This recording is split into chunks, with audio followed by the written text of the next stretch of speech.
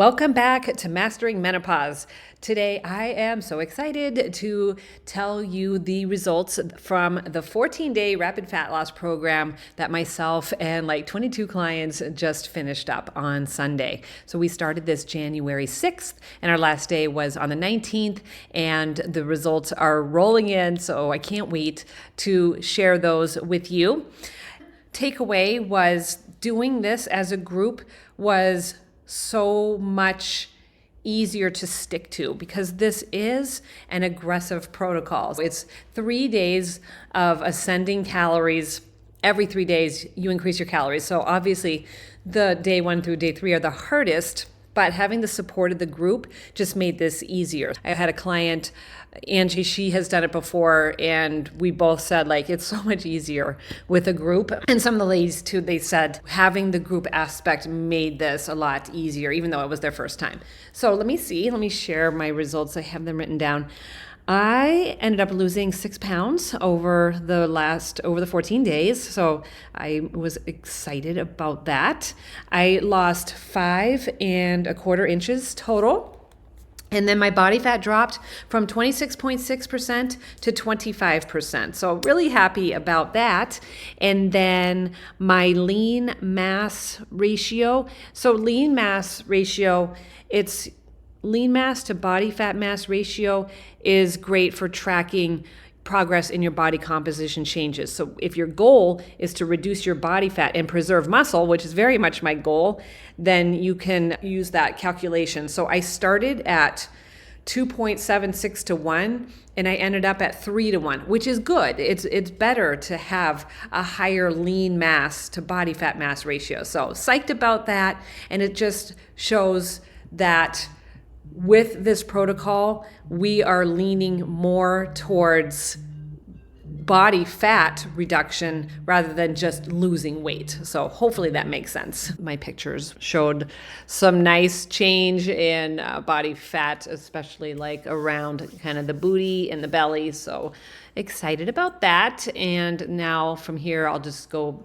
back into maintenance and actually start tracking my maintenance calories. I haven't really tracked since November. Like in November, I had gotten down to 25% body fat, and then my birthday, and then we had, the holidays and stuff like that. So it kind of took the brakes off of tracking, and now I'm back to tracking and cleaned up some of those habits.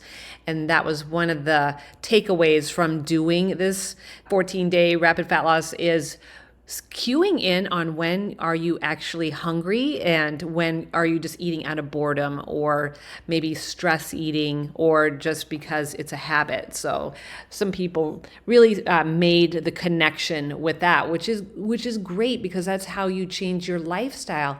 That's how you change your behaviors, is being aware of that. A lot of times we just don't realize. That was a good experience for everyone. But let's get into client results. Angie, she had done this before. This time she lost 5 pounds and she had a 0.6 decrease in her body fat percentage. And she's going to get back to me on her overall inches total lost. A lot of the others had shared it. And she, like I said earlier, she said this was just so much easier with having the support of the group.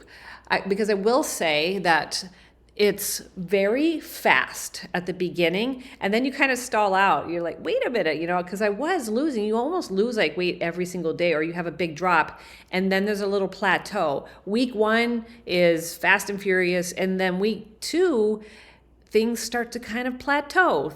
And that happened for me too, and it happened for other clients. And so having that experience, being like, I'm stuck, and then other people were saying, I'm stuck too. So just keep with it, and so they did, and then you end up like getting another drop in that second week. It seems to be like the pattern from what I'm seeing, and I've seen that with myself too. So Angie definitely had that. So she stuck with it, and then she ended up with that 5 pound loss.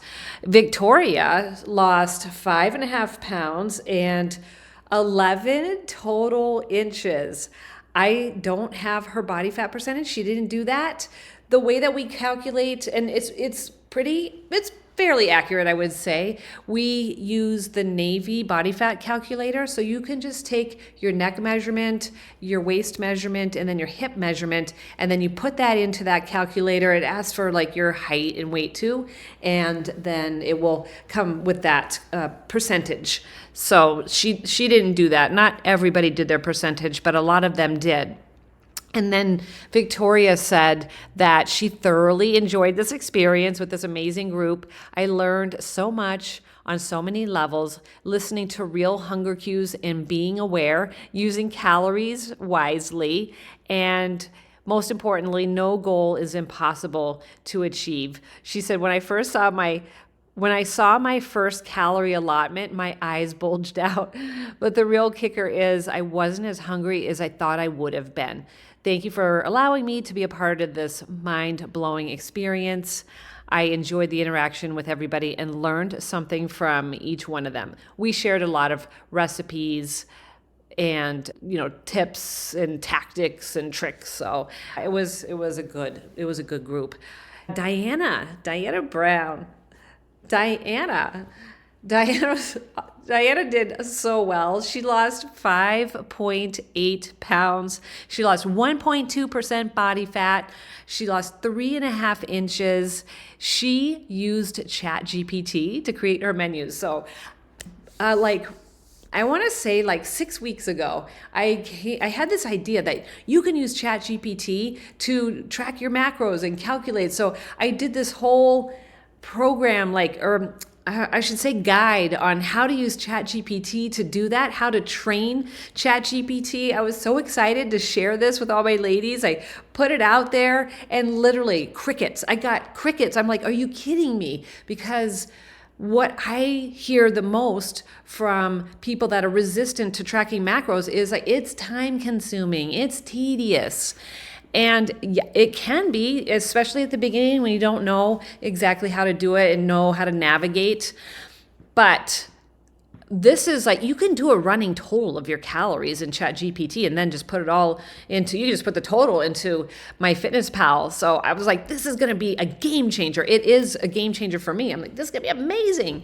And it will create menus. So Diana used those prompts and she had ChatGPT create her menus. She's a vegetarian. So one of the pillars of the program of the rapid fat loss protocol is 150 grams of protein and then just 25 grams of fat, and then the rest comes from carbs. For her to manage that was a little bit tricky with not eating meat. She really had the help from ChatGPT. I wish more people had embraced that. I thought I was really onto something. I'm like, this is amazing. This is going to be life-changing. And some other coaches got wind of it. They downloaded that. And they were like, this is game-changing. I think for my demographic, with my 50-year-old ladies, we're just not as tech-savvy as the 30-year-olds and the 40-year-olds. But Diana is, so she embraced that. And she said her first 3 days were hard, but after that it got easier. And now she has more energy and she's feeling good and ready for 2025. She said this was a great way to start off 2025. She also left me a testimonial video. She's doing great. She did fantastic. Next is Janet. So Janet dropped 4.6 pounds and she dropped 1% body fat. She said, I'm glad I participated in this challenge. I was able to lose those 4.6 pounds and more importantly, some stubborn belly fat.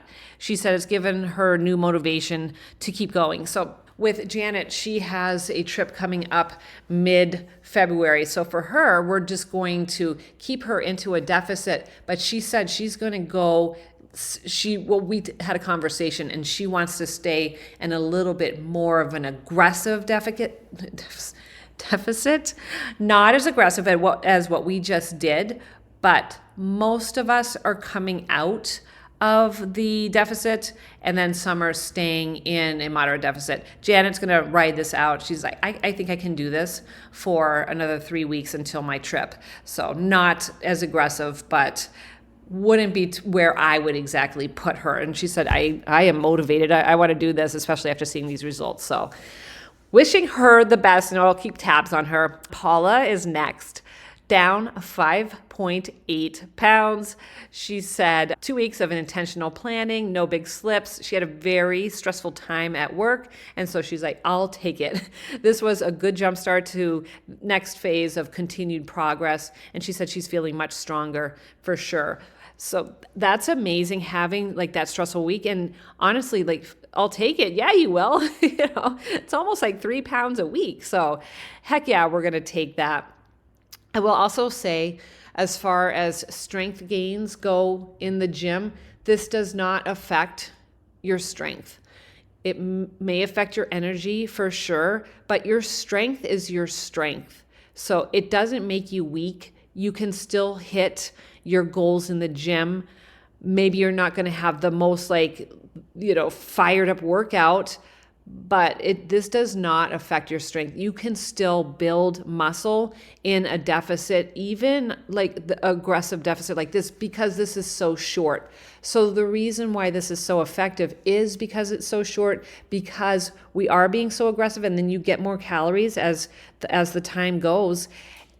And if you were to pull this longer if you were to stay aggressive for longer than 2 weeks, and I don't know the exact time frame, because I don't think there is an exact time frame, but the longer that you go into a deficit, depending on how steep the deficit is, the chance of you risking losing muscle is very, very high.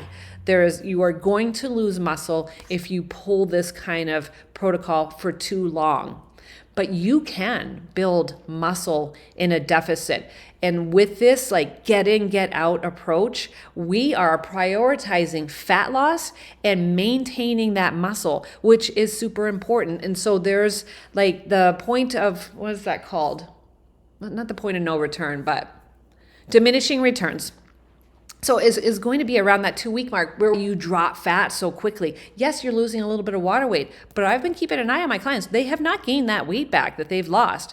And the clients that have done this previous, and same with myself, the weight loss that you get is very real. You keep that weight loss. So just to be clear, when you start to go longer, now the body is like, whoa, wait a minute. Let's dip into the muscle here, not just purely the fat. This was fat loss. This is why I did the body fat test, to show that is what's going on. So I just want to be clear about that. All right.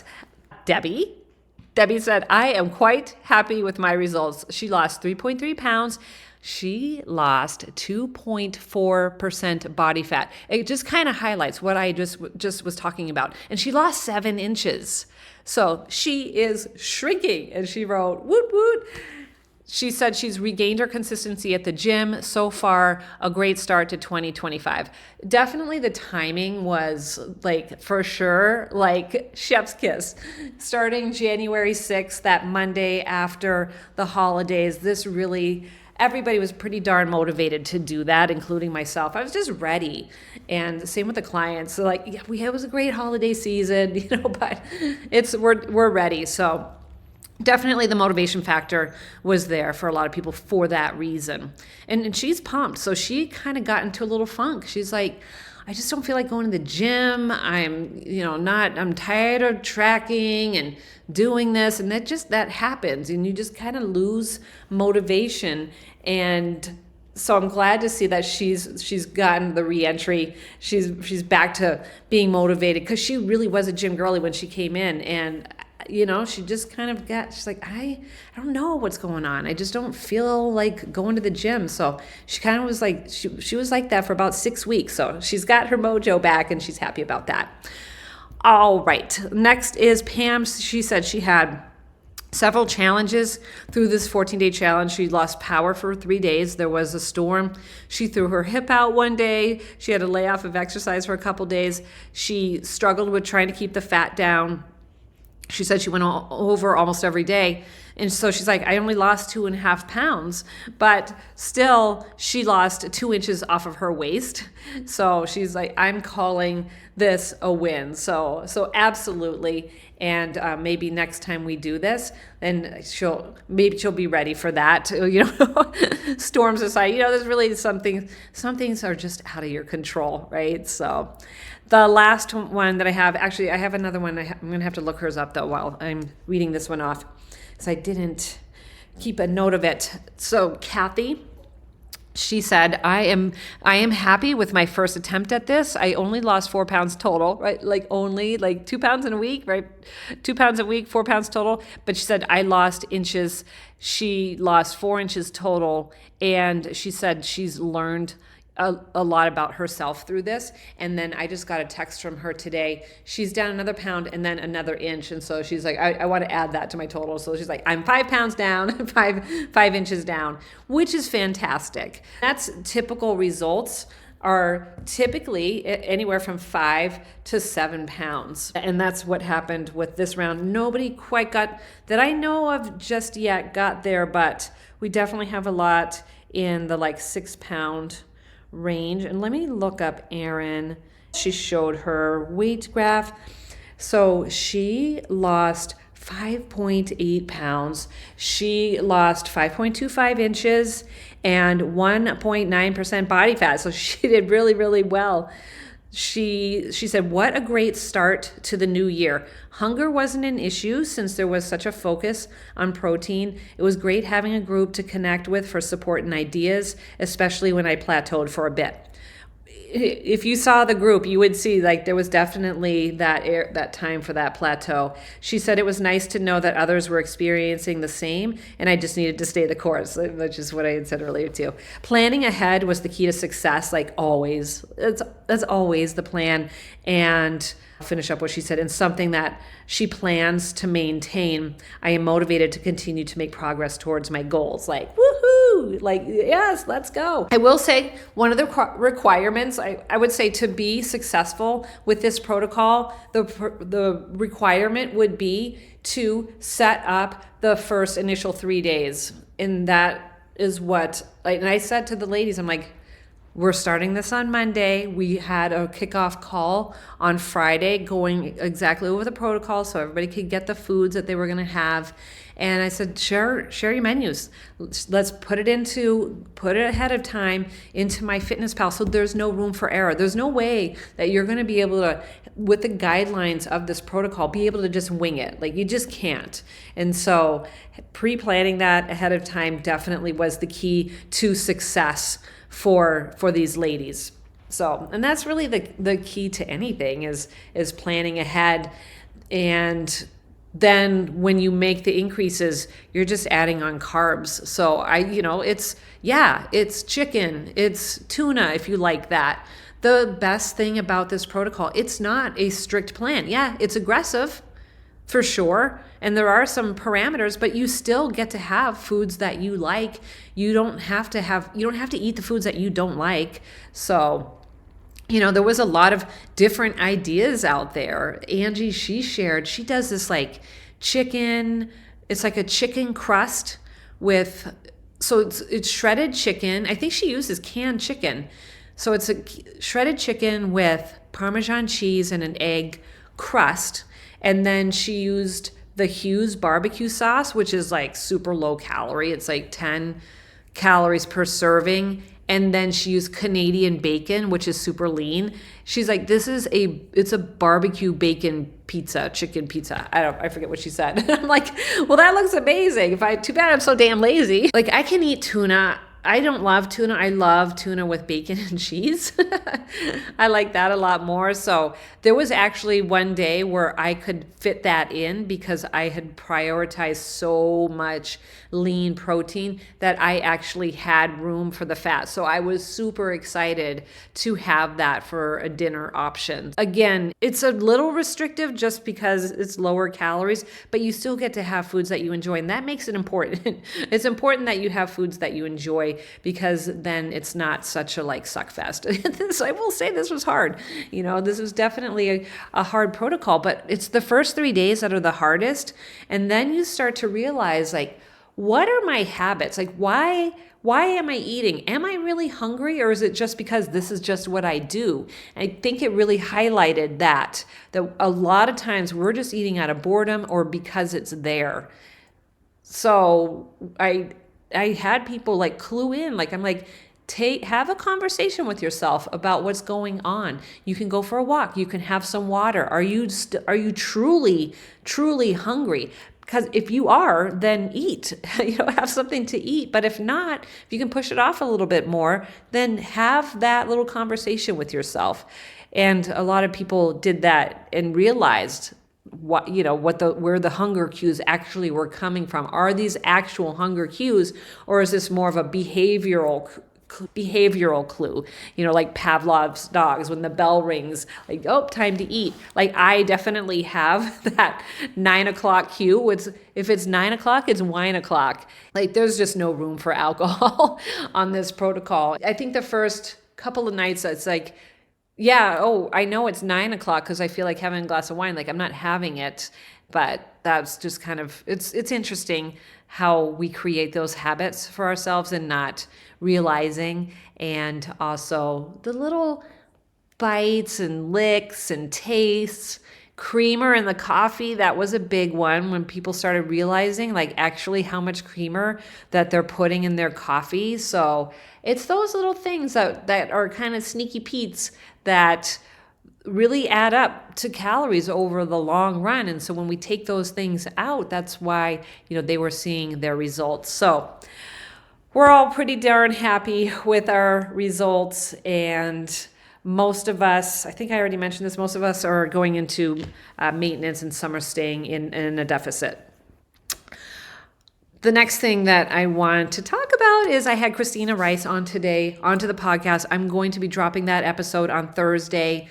I listened to this episode that she had on a glow up in the middle of December, and it really sparked my glow up to continue to have my glow up for December 2025, just on a little bit bigger scale. And to start, my word for 2025 is intention, and really sparked like that conversation, and that word just has really inspired me to, I guess, up level.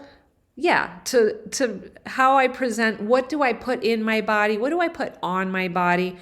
Shopping with intention. What am I eating? Eating with intention. And just cutting out those Target and Marshall's retail therapy and just buying stuff just to buy stuff, like, is just such a waste of kind of energy and money and time. I mean, I enjoy that. But I just also have so many random pieces of clothes like that. Like, it looked cute. Like, I thought it was cute, and, it was only $13.99. Like, why not? And now I have a bunch of clothes that really don't have any, there's no flow to them. Anyways, I'm going to elevate that. I'm looking at, doing my brows different, probably changing the way that I do makeup, because I've been doing my makeup pretty much the same since like 1995. And then I don't know about hair yet, because I've played with some. Anyways, we're going to talk all about that on Thursday's episode. It's going to be fantastic. So if you're thinking about how, like, hey, I might want to level up my style, or maybe just level up your look, or maybe try a different hairstyle, something like that, listen to this episode, because this was a really good one. I would appreciate it if you know somebody that might benefit from this episode, that might like this information. Then if you could share that with them, that would be great. It would also be helpful if you gave me a review of this podcast. The more reviews means it's going to go out to more people. And that's how, if you feed the algorithm, when you say that you like something, then you get recommended more things like that. So it just helps fill your ecosystem with things that you want to consume, and then it helps me get out to other women who could benefit from this information. So I appreciate that very much, and I will talk to you on Thursday. Bye.